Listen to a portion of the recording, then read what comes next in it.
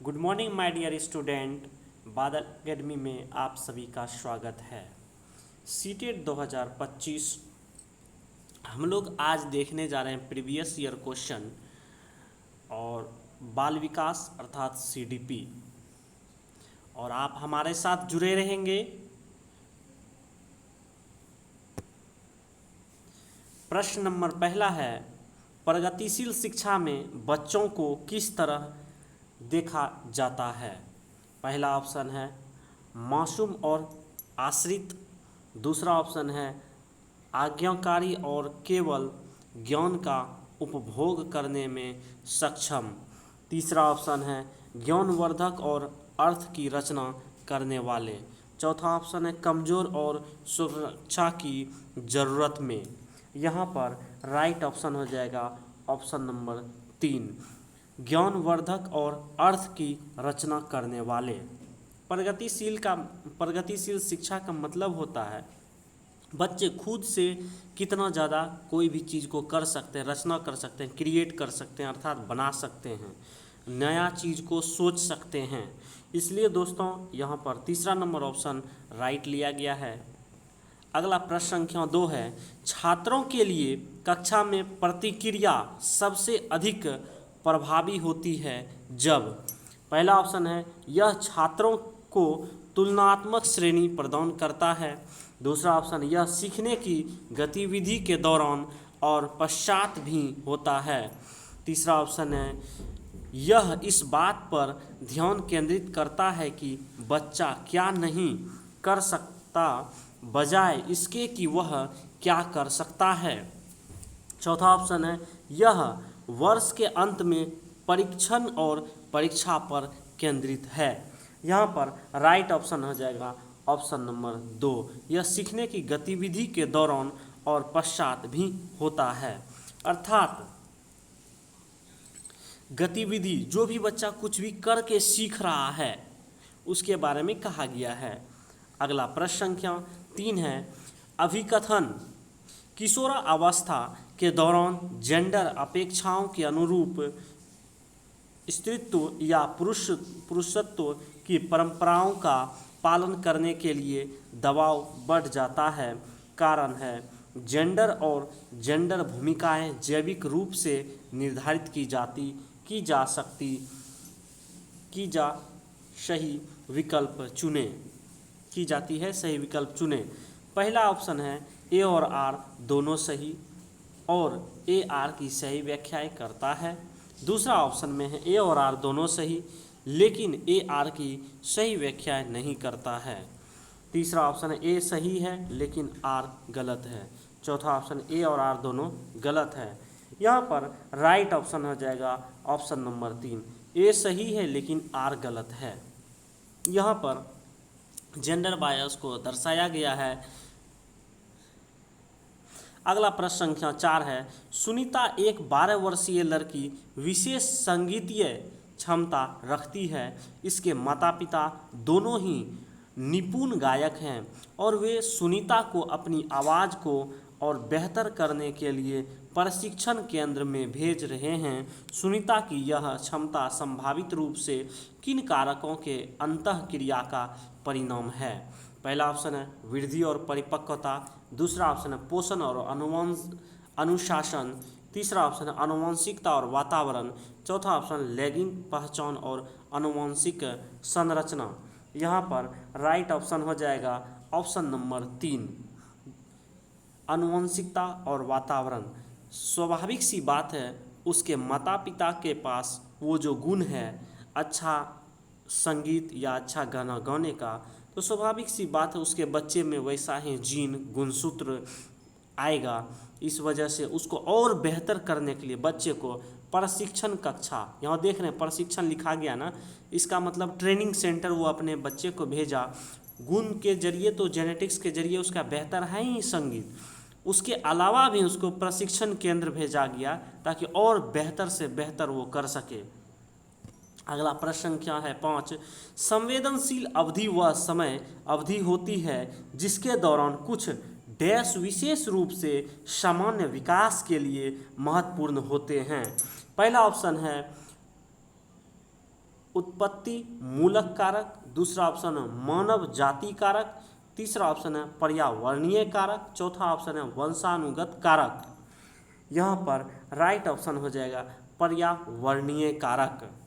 यहाँ देखिए कुछ ऐसा चीज़ है यहाँ पे संवेदनशील बनाया जा रहा है, बच्चे के बारे में बताया गया, सामान्य विकास के महत्वपूर्ण होते हैं, इसमें पर्यावरण से जोड़ करके ले आया गया है, पर्यावरण से बच्चे को ज़्यादा मदद मिलता है हर चीज़ में। अगला प्रश्न क्या, विद्यार्थियों में समालोचनात्मक चिंतन को विकसित करने के लिए एक शिक्षक को,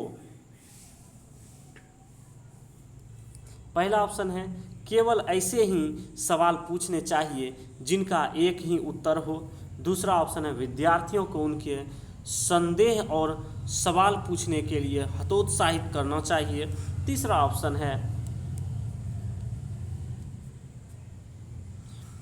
ऑप्शन है ऐसे सवाल देने चाहिए जिनमें निष्कर्ष और व्याख्याएं शामिल होते हैं, चौथा ऑप्शन है ऐसे सवालों से बचना चाहिए जिनमें विवेचन और विश्लेषण की आवश्यकता होती है।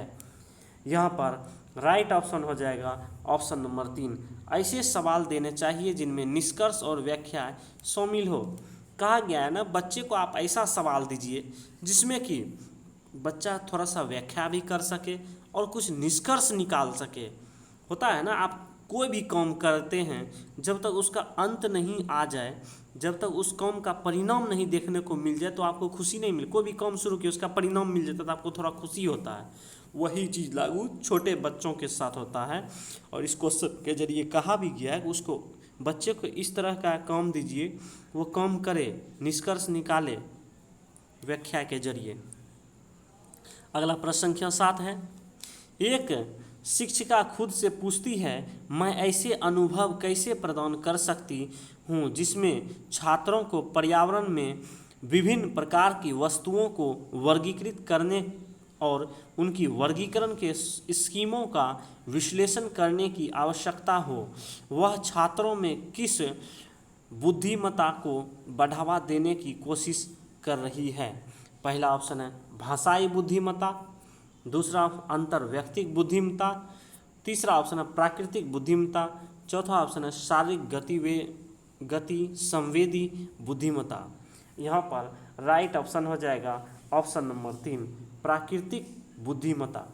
यहाँ कहा जा रहा है ना प्रकृति के जरिए बच्चे में ज़्यादा विकसित होता है, उसको प्रकृति नेचुरलिस्टिक उसको मौका मिलता है, प्रकृति से जोड़कर वो ज़्यादा सीखता है बच्चा। अगला प्रश्न संख्या 8 है, महारत हासिल करने के लक्ष्य निर्धारित करने से छात्र की अभिप्रेरणा और योग्यता के बारे में विचार कैसे प्रभावित होते हैं।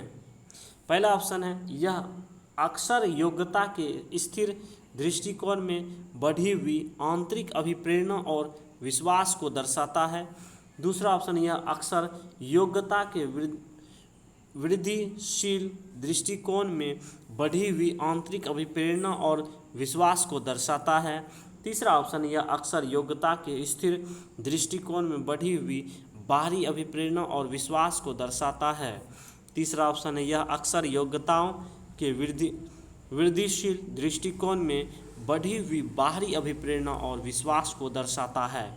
यहाँ पर राइट ऑप्शन हो जाएगा ऑप्शन नंबर 2, यह अक्सर योग्यता के वृद्धिशील दृष्टिकोण में बढ़ी हुई आंतरिक अभिप्रेरणा और विश्वास को दर्शाता है। अगर होता है ना छोटा बच्चा कोई भी चीज़ को पूरे बेहतर तरीके से बता रहा है, उसको क्या होता है अंदर से अभिप्रेरित है, आत्मविश्वास है, तभी तो वो बढ़ चढ़ के बोल सकता है। अगर आप कोई भी चीज़ नहीं जानिएगा तो पूरे विश्वास के साथ आप कैसे बोल पाइएगा। वही चीज़ छोटे बच्चे के साथ लागू होता है, अगर जो चीज़ वो जान रहा है तो वो विश्वास के साथ बोल पाता है, इसमें उससे वृद्धि होता है बच्चे में। अगला प्रश्न संख्या 9 है, रमा एक शिक्षिका है जो वाइगोत्स्की के सिद्धांत को अपनी कक्षा में लागू कर रही है और वह एक चुनौतीपूर्ण कार्य को पूरा करने के लिए अपने छात्रों को समूहों में काम करने के लिए नियुक्त करती है। कार्य के दौरान एक छात्र एक महत्वपूर्ण संकल्पनाओं को समझने के लिए संघर्ष करता है। रमा के लिए इस छात्र की मदद करने का सबसे प्रभावी तरीका क्या होगा? पहला ऑप्शन है छात्र को समस्या का उत्तर प्रदान करें ताकि समूह आगे बढ़ सके।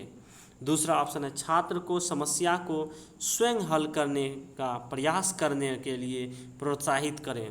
तीसरा ऑप्शन है छात्र को एक अलग कार्य सौंपे जो उसकी योग्यताओं के अनुकूल हो। चौथा ऑप्शन है छात्र के साथ समस्या पर काम करें और समूह के अन्य सदस्यों को शामिल करते हुए आवश्यकता अनुसार मार्गदर्शन और प्रतिपुष्टि प्रदान करें। यहाँ पर राइट ऑप्शन हो जाएगा ऑप्शन नंबर 4। अगला प्रश्न संख्या 10 है अभिकथन। शिक्षकों को विद्यार्थियों के बीच बहस, चर्चा और सहयोग को प्रोत्साहित करना चाहिए। कारण है ज्ञान उत्पादन एक निष्क्रिय प्रक्रिया है और सामूहिक गतिविधियों में संलग्नता अर्थपूर्ण अधिगम में बाधा डालता है। सही विकल्प चुनें। पहला ऑप्शन है ए और आर दोनों सही है और ए आर की सही व्याख्या करता है।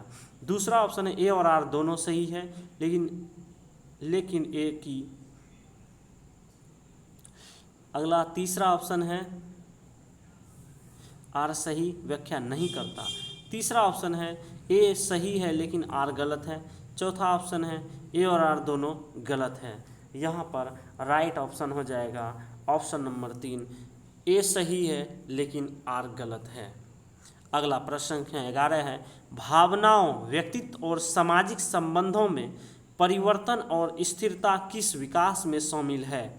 पहला ऑप्शन है व्यक्तित्व विकास, दूसरा ऑप्शन है भावात्मक विकास, भावनात्मक विकास, तीसरा ऑप्शन है मनोसामाजिक विकास, चौथा ऑप्शन है संज्ञानात्मक विकास।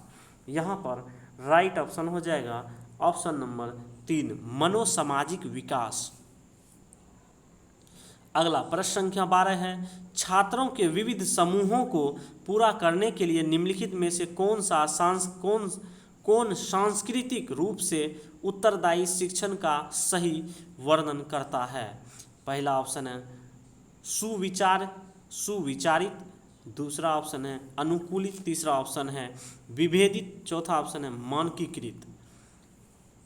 पहला ऑप्शन यहाँ पर राइट ऑप्शन हो जाएगा ऑप्शन नंबर 3। देखिए यहाँ पे लिया गया है, सही में रखा गया है, सही विकल्प है पहला, दूसरा और तीसरा। पहला सुविचारित, दूसरा अनुकूलित, तीसरा विभेदित। मानकीकृत निगेटिव होता है इसलिए मानकीकृत को नहीं लिया गया, इसलिए ऑप्शन नंबर 3 सही हो जाएगा। अगला प्रश्न संख्या 13 है अभिकथन। स्कूलों को उस ढांचे के भीतर कार्य करना चाहिए जो तैयार उत्पाद और सीखने के परिणामों का आकलन करते हैं। कारण सीखना पक्के तौर पर अनुक्रमिक और पदानुक्रमित है। सही विकल्प चुनें। पहला है ए और आर दोनों सही है और ए आर की सही व्याख्या करता है। दूसरा है ए और आर दोनों सही है लेकिन ए आर की सही व्याख्या नहीं करता है। तीसरा ऑप्शन है ए सही है लेकिन आर गलत है। चौथा ऑप्शन है ए और आर दोनों गलत है। यहाँ पर राइट ऑप्शन हो जाएगा ऑप्शन नंबर 4, ए और आर दोनों गलत है। अगला प्रश्न संख्या 14 है लेव वाइगोत्स्की के अनुसार भाषा और विचार के बीच क्या संबंध है? पहला ऑप्शन है भाषा विचार को आकार नहीं देती है। दूसरा ऑप्शन है विचार भाषा को आकार देते हैं। तीसरा ऑप्शन है भाषा और विचार एक दूसरे से स्वतंत्र हैं। चौथा ऑप्शन है भाषा और विचार विकास की जटिल विनिमय प्रक्रियाएं हैं। यहाँ पर राइट ऑप्शन हो जाएगा ऑप्शन नंबर 4, भाषा और विचार विकास की जटिल विनिमय प्रक्रियाएं हैं। अगला प्रश्न संख्या 15 है निम्नलिखित में से कौन सा सही सुमेलित युग्म है? पहला ऑप्शन है मानदंड संदर्भित मूल्यांकन विशिष्ट विषयों की महारत शामिल है। दूसरा मानक संदर्भित मूल्यांकन साथियों के प्रदर्शन की तुलना करता है। तीसरा ऑप्शन है रचनात्मक मूल्यांकन, यह निर्धारित करना कि छात्र कक्षा से पहले और बाद में क्या कर सकते हैं। चौथा, योगात्मक मूल्यांकन, इनमें पेपर पेंसिल परीक्षा के साथ साथ गैर लिखित व्यवहारों के विस्तृत विवरण शामिल है। यहाँ पर राइट ऑप्शन हो जाएगा ऑप्शन नंबर 3। रचनात्मक मूल्यांकन यह निर्धारित करना कि छात्र कक्षा से पहले और बाद में क्या कर सकते हैं। साथियों, हमारा यह 15 प्रश्न का श्रृंखला जो था वो कंप्लीट हुआ, और आप इसी तरह हमारे साथ जुड़े रहें, और जो दिसंबर में सीटेट आ रहा है उसके लिए हमारे साथ जुड़े रहें, और लगातार इस प्रश्न को देखें और हमारे वीडियो को अपने मित्रों के साथ शेयर करें, लाइक करें और सब्सक्राइब करें, और कंटिन्यू लगातार हमारे साथ जुड़े रहें। धन्यवाद।